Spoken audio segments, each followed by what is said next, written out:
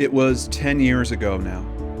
Two Dutch female students, 21-year-old Kris Kremers and 22-year-old Lisanne Froon, journeyed to Panama in 2014 to study Spanish, celebrate their graduation, and volunteer to work with children in the community. What ultimately happened to them is the subject of much speculation, with disturbing photographic evidence of their last hours and many unanswered questions and theories that people to this day still find seriously mysterious. I'm John Lordan, and on today's episode, we're collaborating with StrangeOutdoors.com to look into the case of Photo 509. After saving for some time to go on their graduation trip, on March 15, 2014, Kris Kremers and Lisanne Froon took a plane from Amsterdam Airport to Costa Rica. From there, they traveled to Bocas del Toro in Panama. They spent time on the coast, learning some Spanish and enjoying the local food and drink. They also met two Dutch men who were visiting the area. 2 weeks after arriving in Panama on March 29th, the girls moved on to Bocate, a city on the west side of the country. Lisanne had just graduated with a degree in applied sciences, and Kris with a degree in cultural social education. The two women met whilst working at a restaurant in Amsterdam, and they both rented rooms in the same student housing. They had originally planned to teach local children in a school, but when they arrived, the staff there told them that they couldn't work there as planned. Disappointed, they decided to stay with a local family in the area of Alto Bocate for a month or so. On April 1st, 2014, they left Bocate in good weather at mid-morning to hike the El Pianista Trail, an up-and-down path, hence the name. They planned to hike to the summit, which was around 5 miles. A taxi dropped them off at the start of the trail. It would take a reasonably fit person somewhere from 2.5 to 3 hours to reach that summit, so it should have been about a 5 to 6 hour round trip in total. They set out on the walk with light clothing, tank tops and shorts, together with a backpack containing their passports, a water bottle, a Canon PowerShot SX270 digital camera, some money, approximately $80 or so, and their cell phones, an iPhone and a Samsung Galaxy. The area surrounding the trail is very rugged, steep, and dangerous, particularly during the April to October wet season, where areas can become very treacherous. The trail runs from the Chiriqui state into the province of Bocas del Toro, crossing steep river gorges up to 70 feet deep, which need to be crossed using cable bridges. Kris and Lisanne reached the summit around 1 p.m., and it seems that they decided to continue on further. Normally, tourists turn around at that lookout point at the top of the Pianista Trail to walk the same path back to Bocate. Today, there are even signs placed at this spot warning people not to keep walking further without a guide because of the treacherous terrain ahead. The girls had actually looked up the trail on a computer before going there, and they may have thought that they still had time to walk on towards a waterfall that was much deeper in the jungle. They were just not equipped for a prolonged period in the forest, no food or survival gear. Hikers who plan to go off into the more adventurous areas usually also pay guides, and they take special equipment and supplies to last for several days, including tents, food, and rainproof clothing. Unfortunately, the girls didn't return. They were reported missing 2 days later on April 3rd, after the family that they were staying with and a local guide who was due to take them to a national park nearby on April 2nd grew concerned. After the two were declared missing, authorities sent out dog teams and helicopters, but the initial searches proved fruitless, even with the help of local residents. On the 6th, their parents and Dutch police flew to Panama and started a larger search effort, which went on for 10 more days, but still nothing. No sign of the women or their belongings were found. 10 weeks later, in June, a local woman found their backpack in a rice paddy on the bank of the Culebra, or Serpent River, near the village of Alta Romero, around 10 miles from Bocate and 5 miles from the summit of the Pianista Trail. It was estimated to be around an 8-hour walk from their last known location, and the village was in a very remote area, which would have been difficult to hike to on foot. Around the same time, Kris Kremers' jean shorts were discovered on a narrow piece of land between two fast-flowing and powerful tributaries. The Nagabi people who found the shorts said that they found them zipped and folded, placed on a rock high above the water. Police from the Justice Department picked up the backpack from the woman. They assumed that it had drifted to that area in the river, but the backpack contents were dry and undamaged, and the back was seemingly in good condition despite weeks in the jungle and possibly flowing down a river. Furthermore, the finder said that she wasn't sure that the pack was in that same location where she found it the day before. Heavy rain had hit the area a few weeks prior, so it would be expected that that pack and everything in it would be soaked, suggesting the possibility that maybe the backpack had been placed there close to its discovery. Many different fingerprints and sets of DNA were detected on the backpack contents, but none led to any immediate or solid leads for the police. The contents of the backpack were a very different story. Several key pieces of evidence would be discovered, including Lisanne's Canon PowerShot SX270 camera, their passports, cell phones, sunglasses, and even their cash. There were 133 consecutive photos found in the memory card of the camera, with only one mystery shot missing, photo 509. The camera had no GPS location option, so investigators could only establish or guess the location of the photos based on the surroundings that were contained in those photos. The first pictures on April 1st were standard tourist shots with both women laughing and smiling on a bright sunny day, with some selfies taken at the overlook of the divide. Most of the pictures were taken by Lisanne, with Kris walking ahead of her on the trail. Then, the pictures show the girls apparently following an indigenous trail near a creek or stream bed, headed downhill. Kris's face in one of those shots shows some anxiety with the arriving sunset at around 6:40 p.m. in the rainforest. Image 508 is the last photo known to be taken by Lisanne and Kris, at least undisputably. But there are two versions of photo 508. One shows in its metadata that it was taken 8 seconds after 507, but another version of the same photo states that this is the last photo of Kris looking backwards and was taken 50 seconds before the previous photo. This anomaly could be photo manipulation by someone. No more daytime photos were made on April 1st.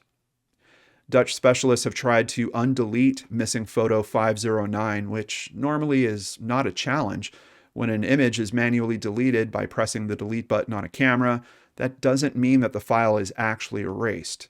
However, experts failed to resurrect the missing photo, and they concluded that it would be impossible for the camera to just skip a number by accident when shooting photos. Did someone connect the camera to a computer and erase that photo permanently? It's plausible that the Panamanian authorities took photo 509 off of the camera themselves because something was on it that they didn't want the world to see.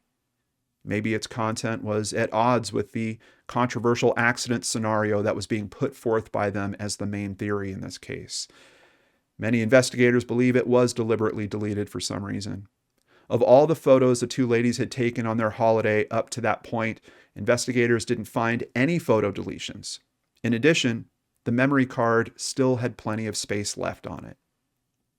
The Travel Channel show Lost in the Wild covered the disappearance of Kris and Lisanne, and JJ and Kinga, the presenters, showed in a simple manner that if Kris and Lisanne had removed photo 509 manually any time before the first of a set of nighttime photos was taken, we would have never even known that it had been deleted because the next photo, the first nighttime photo, would have automatically received photo number 509. The strangest pictures on the camera, and perhaps the ones of most interest, are the 90 photos taken on April 8th between 1 a.m. and 4 a.m., many in complete darkness with rain falling. These are the nighttime photos that I was referring to. Most of them were taken 10 to 20 seconds apart, with a few of them having much larger gaps in time. Several shots appear to have been taken deliberately, as they weren't blurred, indicating that they weren't taken under duress. At this point, the girls would have been in the rainforest for a week. So the question of, is this one of them using the camera? Certainly a valid one. Considering how often the camera is being used, it's possible that they were attempting to use it to get someone's attention, perhaps aircraft or a nearby town. However, analysis of the shots shows that many are taken below the foliage line. They're not out in the open, and if the girls were trying to attract attention, they would have likely aimed the camera into the open where the flash could be seen farther. It's also interesting to me that they have decided to start using that method after a week of being out there.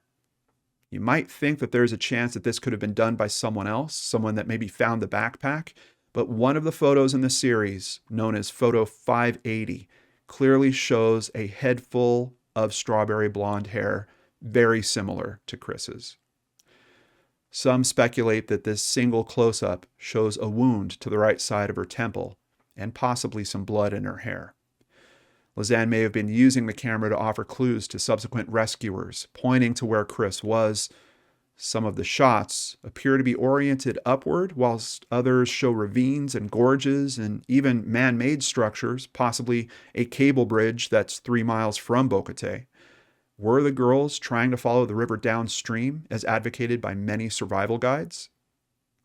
Analysis of the call records of the iPhone owned by Kris show her trying to reach an emergency services number in Holland at 4:39 p.m. on the day that they went missing, April 1st. She was using the Dutch emergency number 112. That call is followed by a call to a Panamanian emergency number using 911. Due to poor reception, however, those calls didn't connect. They subsequently turned their phones off and tried calling several times again approximately 14 hours later on April 2nd. Both phones were used to make these calls, and on one of these calls, they actually made a brief connection around 6:58 a.m. Lisanne's Samsung connected for just 1 to 2 seconds on the 112 emergency number. The call quickly failed, and 36 seconds later, the phone was again switched off. They never managed to get a connection despite trying again several times. On April 6th, 5 days after their hike began, Lisanne's Samsung mobile phone stopped working, presumably because the battery went dead. Kris's iPhone was turned off until April 11th, when it was activated at 10:51, and it stayed on for 1 hour and 5 minutes. This was the last time that the iPhone was used. On day 6, when Lisanne's Samsung battery had failed, someone had tried to access Kris's iPhone, but the PIN was incorrectly entered. It's claimed that 77 attempts were made to access the phone between April 7th and April 10th. Were the girls separated at this point, or did Lisanne need to leave Kris behind? Following the discovery of the backpack in June, a local guide, with the help of 6 native Nagabi people, found bone fragments, jean shorts, and 2 different shoes along the Culebra River. The jean shorts were found approximately 14 hours of walking distance from the backpack, on top of a rock on the opposite bank of the river, at least 8 walking hours away from Bocate. Some witnesses claimed that they, in fact, found the jean shorts not neatly folded at all, but rather floating in the river itself. The bone fragments were found on June 19th, behind a tree in the vicinity of Alto Romero and away from the river. Lisanne Froon's left foot was found intact and inside her wildebeest boot, showing multiple fractures of the metatarsals. DNA tests confirmed that those remains were her. The laces were still tightly laced, and the boot was found upstream. Forensic analysis found that the cut of the bone of her foot was surprisingly clean, and that no blood was found on the boot. There were also no signs of teeth or claw marks. At least 33 scattered bones, mainly from a left leg, were also discovered along the same riverbank, a few kilometers from the cable bridge and dry river stones, where some investigators think that the nighttime photos may have been taken. Other remnants were found scattered, sometimes kilometers apart from each other, but all following the direction of the river. Even a portion of skin from Lisanne's shin was found on August 29, 2014. It's been reported that a forensic pathologist found that the skin was still in an early stage of decomposition, and their belief was that that piece of skin may have been manipulated by someone. So, what are the theories? Initially, neither the Dutch nor Panamanian forensic teams could provide a cause of death, with the official theory from the Panamanian authorities being that the women both fell off a monkey bridge, essentially a rope bridge, and were washed away. The Dutch also felt that it was likely an accident, but some of the local Panamanian police said that the deaths could also have been foul play. The case was first officially declared a homicide, then it was a crime against personal integrity by Panama's Attorney General in the Chiriqui Judicial State Report. In October of 2014, two forms from the Panamanian state officials even described the deaths as cases of abduction. When forensic teams failed to come to a definitive and official conclusion, the case was closed and considered an accident. According to officials, it was a simple case of being lost, and Kris fell first. Lisanne tended to her, then photographed her remains in the dark, and continued until she also fell, broke her ankle and foot, and perhaps fell into the river. It appears at first sight that both women died because of the difficult and dangerous conditions. But it is also strange that one of their bags would be found some distance from the river without any water damage, and why weren't the valuables in it taken? Why does one forensic expert think that some of the remains were manipulated? No single explanation seems to suit all of these different opinions, with some experts attacking the prevailing theory. Dutch pathologist Dr. Frank van de Goot said of the area, "There's no way to get lost. You actually don't need a guide." And with regards to the official theory that the girls fell off a simple rope bridge and washed away, Van de Goot said, "No way, they would never even go on it." But even he seems conflicted. When it comes to those nighttime photos, he said, "Yes, I saw them. They're creepy. They're Blair Witch Project. The part of the jungle out there is known by the guides as Jungle Hell. Past the Continental Divide, people die. When you're out there in daylight, there's no problem. When you're out there in the dark, it's game over." In June of 2023, it was announced that a documentary team was taking searchers, a pathologist, and a pair of authors who were trying to prove that it was indeed an accident back into the wild to look for more remains. Another sign that this mystery is just not settled for many that have looked into it. For me, I'm just left wondering if the truth of this whole mystery has been deleted with photo number 509.